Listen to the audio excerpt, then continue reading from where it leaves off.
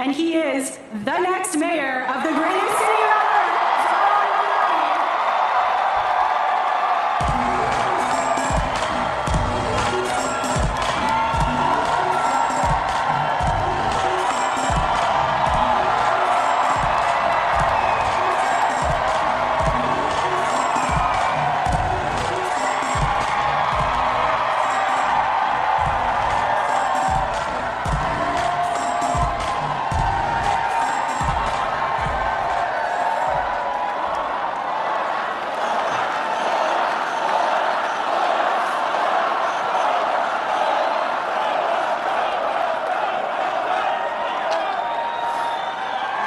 Thank you, my friends.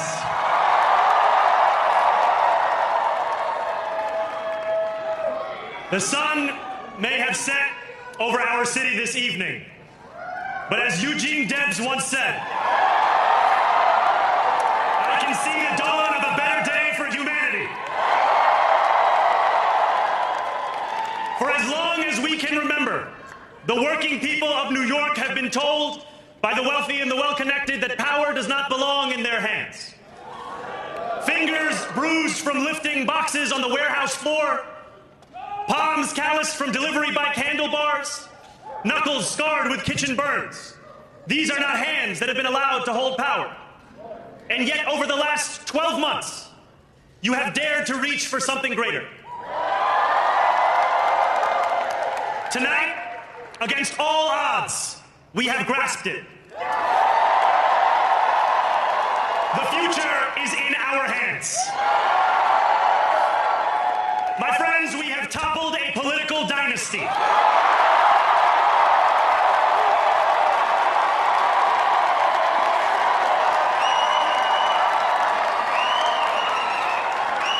I wish Andrew Cuomo only the best in private life. But let tonight be the final time I utter his name as we turn the page on a politics that abandons the many and answers only to the few. New York, tonight you have delivered a mandate for change,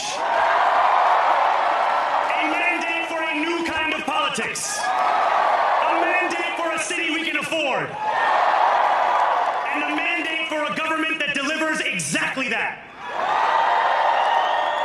On January 1st, I will be sworn in as the mayor of New York City.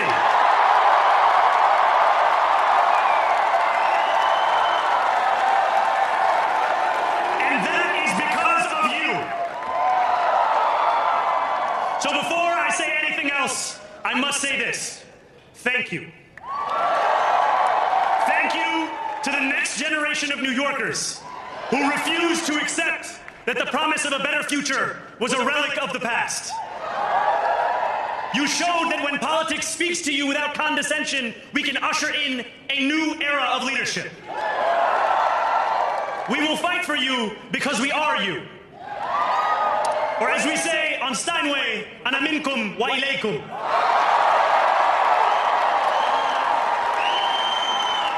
Thank you to those so often forgotten by the politics of our city who made this movement their own.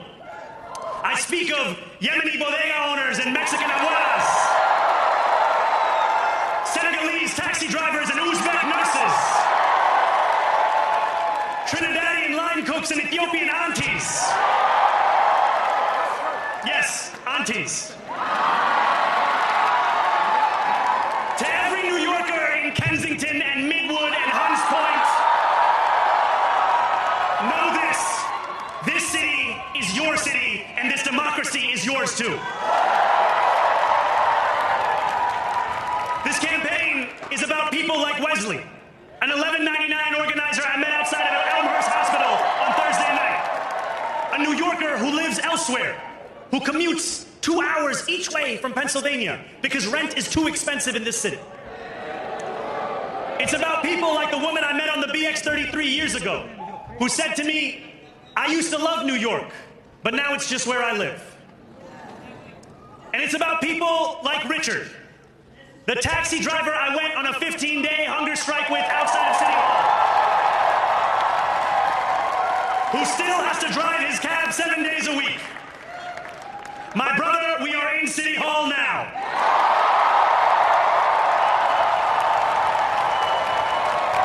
This victory is for all of them, and it's for all of you.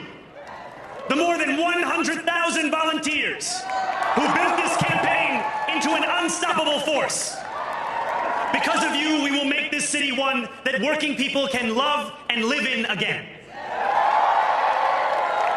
With every door knocked, every petition signature earned, and every hard-earned conversation, you eroded the cynicism that has come to define our politics. Now I know that I have asked for much from you over this last year. Time and again, you have answered my calls. But I have one final request. New York City, breathe this moment in. We have held our breath for longer than we know. We have held it in anticipation of defeat. Held it because the air has been knocked out of our lungs too many times to count. Held it because we cannot afford to exhale. Thanks to all of those who sacrificed so much, we are breathing in the air of a city that has been reborn. To my campaign team, who believed when no one else did, and who took an electoral project and turned it into so much more, I will never be able to express the depth of my gratitude. You can sleep now. To my parents, Mama and Baba, you have made me into the man I am today. I am so proud to be your son. And to my incredible wife, Rama, Hayati, there is no one I would rather have by my side in this moment and in every moment. To every New Yorker, whether you voted for me, for one of my opponents, or felt too disappointed by politics to vote at all, thank you for the opportunity to prove myself worthy of your trust. I will wake each morning with a singular purpose: to make this city better for you than it was the day before. There are many who thought this day would never come, who feared that we would be condemned only to a future of less, with every election consigning us simply to more of the same.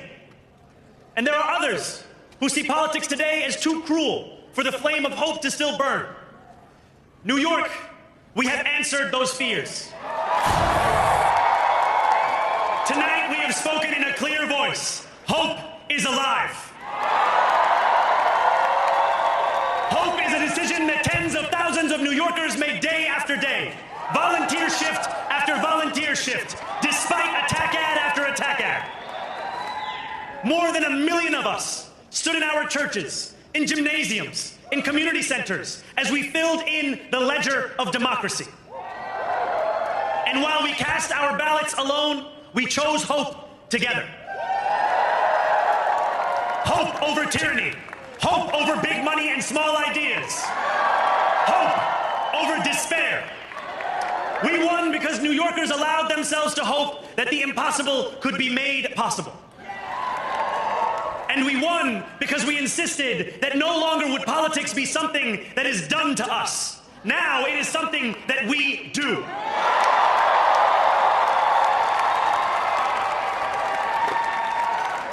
Standing before you, I think of the words of Jawaharlal Nehru. A moment comes but rarely in history when we step out from the old to the new, when an age ends and when the soul of a nation long suppressed finds utterance. Tonight we have stepped out from the old into the new. So let us speak now with clarity and conviction that cannot be misunderstood about what this new age will deliver and for whom. This will be an age where New Yorkers expect from their leaders a bold vision of what we will achieve, rather than a list of excuses for what we are too timid to attempt. Central to that vision will be the most ambitious agenda to tackle the cost of living crisis that this city has seen since the days of Figueroa LaGuardia. An agenda that will freeze the rents for more than 2 million rent-stabilized tenants. make buses fast and free, and deliver universal child care across our city. Years from now, may our only regret be that this day took so long to come. This new age will be one of relentless improvement. We will hire thousands more teachers. We will cut waste from a bloated bureaucracy. We will work tirelessly to make lights shine again in the hallways of NYC developments where they have long flickered. Safety and justice will go hand in hand as we work with police officers to reduce crime and create a department of community safety that tackles the mental health crisis and homelessness crises head on.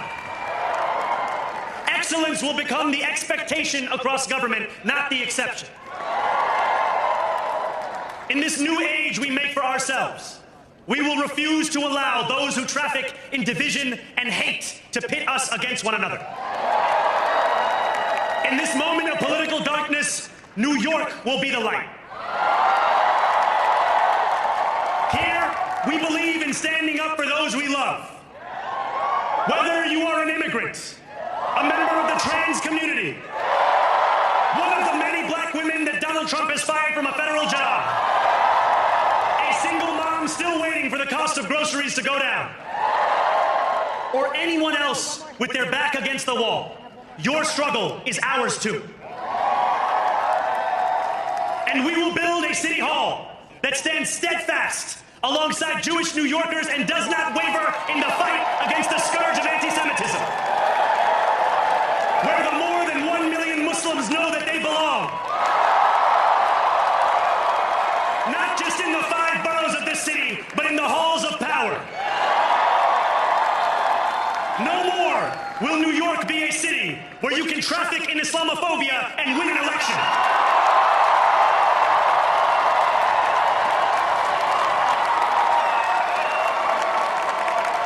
This new age will be defined by a competence and a compassion that have too long been placed at odds with one another. We will prove that there is no problem too large for government to solve and no concern too small for it to care about. For years, those in City Hall have only helped those who can help them. But on January 1st, we will usher in a city government that helps everyone. Now, I know that many have heard our message only through the prism of misinformation. Tens of millions of dollars have been spent to redefine reality and to convince our neighbors that this new age is something that should frighten them.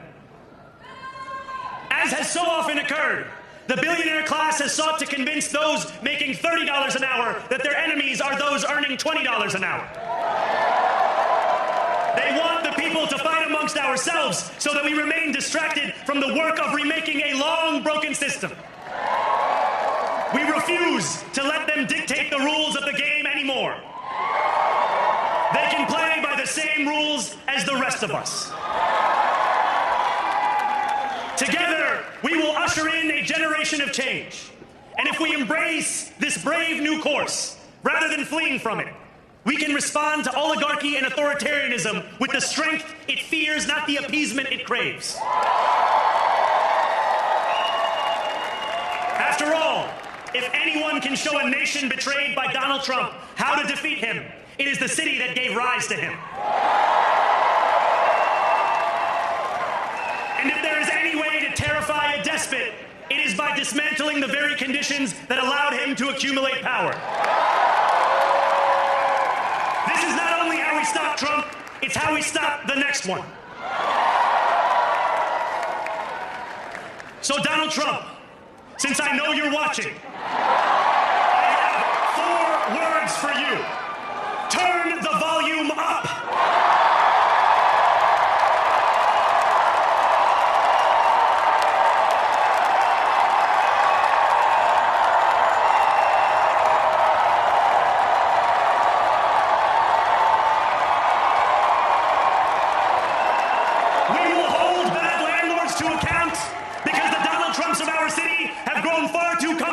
Taking advantage of their tenants. We will put an end to the culture of corruption that has allowed billionaires like Trump to evade taxes. taxation and exploit tax breaks. We will stand alongside unions and expand labor protections because we know, just as Donald Trump does, that when working people have ironclad rights, the bosses who seek to extort them become very small indeed. New York will remain a city of immigrants, a city built by immigrants, powered by immigrants, and as of tonight, led by an immigrant.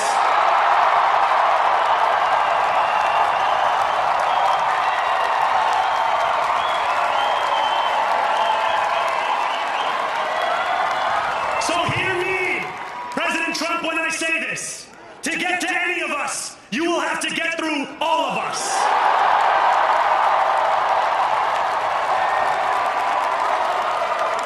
When we enter City Hall in 58 days, expectations will be high.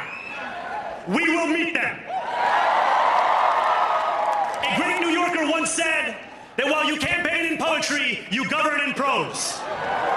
If that must be true, let the prose we write still rhyme, and let us build a shining city for all. And we must chart a new path, as bold as the one we have already traveled. After all, the conventional wisdom would tell you that I am far from the perfect candidate.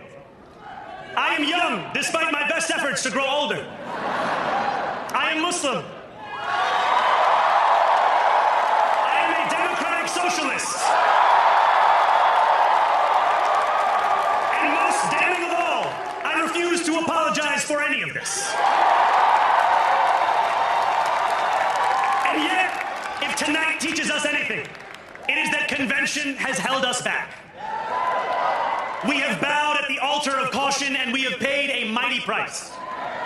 Too many working people cannot recognize themselves in our party. And too many among us have turned to the right for answers to why they've been left behind. We will leave mediocrity in our past. No longer will we have to open a history book for proof that Democrats can dare to be great. Our greatness will be anything but abstract. It will be felt by every rent-stabilized tenant who wakes up on the first of every month, knowing the amount they're going to pay hasn't soared since the month before. It will be felt by each grandparent who can afford to stay in the home they have worked for, and whose grandchildren live nearby because the cost of childcare didn't send them to Long Island. It will be felt by the single mother who is safe on her commute and whose bus runs fast enough that she doesn't have to rush school drop-off to make it to work on time. And it will be felt when New Yorkers open their newspapers in the morning and read headlines of success, not scandal. Most of all, it will be felt by each New Yorker when the city they love finally loves them back. Together, New York, we're going to freeze the...